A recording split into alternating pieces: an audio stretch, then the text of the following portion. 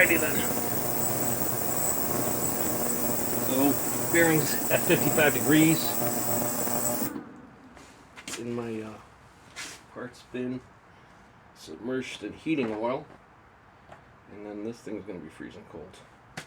And I think this is 1.5 inch conduit. Filed out the edges because it wasn't properly reamed. I think this barely goes over that bearing. So it's barely going to go over this shaft.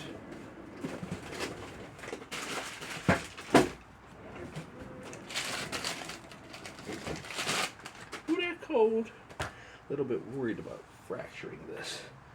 Let's see. Yep. That'll work.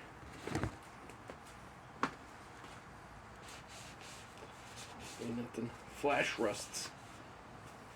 Because it is freaking... It's raining outside, so it's moist. Maybe I should be using grease, but I'm not. I'm lucky, which I'm not, because it didn't slide down. Oh, shit. It's fucking in like sin. That was quick. Wow, that was easy.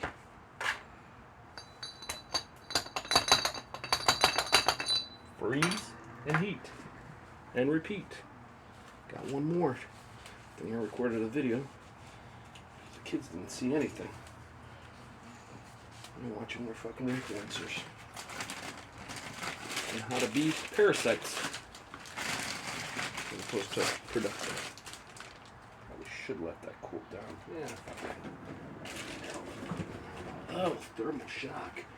If spindle breaks, I'll comment that this was a bad idea. This is how they sleeved it. Sleeved my 924 engine.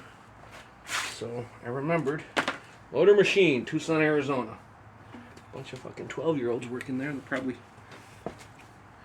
who knows what they're doing these days.